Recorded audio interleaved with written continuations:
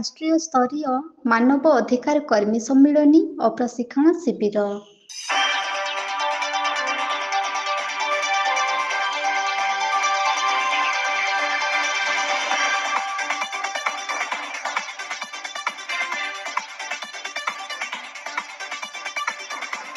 ଜାତୀୟ ମାନବ ଅଧିକାର ସାମୁଖ୍ୟର ରାଷ୍ଟ୍ରୀୟ ସ୍ତରୀୟ କର୍ମୀ ସମ୍ମିଳନୀ ଏବଂ ପ୍ରଶିକ୍ଷଣ ଶିବିର ପୁରୀର ସଂସ୍କୃତି ଭବନଠାରେ ଆୟୋଜିତ ହୋଇଯାଇଛି।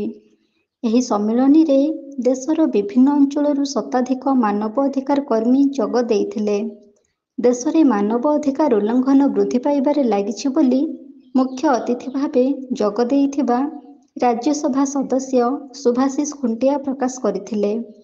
ଆଜି ବି ଦେଶର ଅଧିକାଂଶ ଲୋକ ନିଜ ଅଧିକାର ସମ୍ପର୍କରେ ଅବଗତ ନୁହନ୍ତି।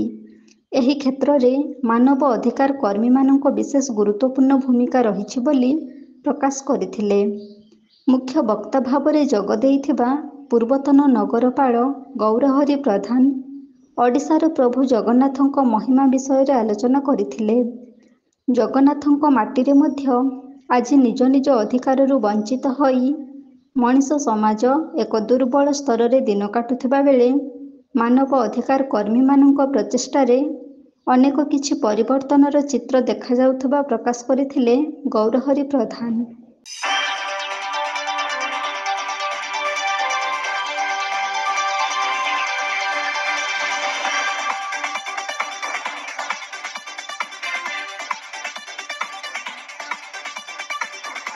ଏହି ମାନବ ଅଧିକାର କର୍ମୀ ସମ୍ମିଳନୀରେ ଶିକ୍ଷାବିତ୍ ମନୋଜ କୁମାର ସାମନ୍ତରାୟ ଅଧ୍ୟକ୍ଷତା କରିଥିଲେ।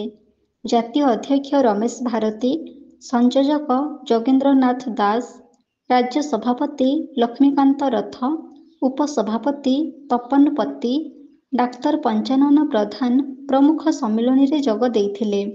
3 ଦିନ ଧରି ଏହି ପ୍ରଶିକ୍ଷଣ ଶିବିର ଏବଂ ମାନବ ଅଧିକାର କର୍ମୀ ସମ୍ମିଳନୀ ଏହି ସଂସ୍କୃତି ଭବନରେ ଆୟୋଜିତ ହୋଇଥିଲା। ଏହି ସମ୍ମିଳନୀରେ ଅନେକ ବୁଦ୍ଧିଜୀବୀ ଯୋଗ ଦେଇ ସମ୍ମିଳନୀକୁ ଉତ୍ସାହିତ କରିଥିବା ବେଳେ ମାନବ ଅଧିକାର କର୍ମୀମାନେ ସନ୍ତୋଷ ପ୍ରକାଶ କରିଥିଲେ।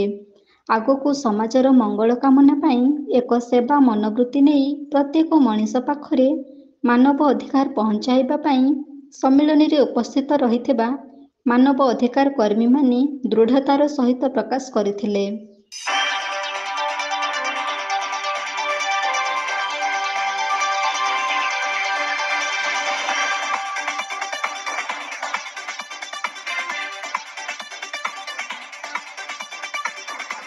Bureau report, AB news.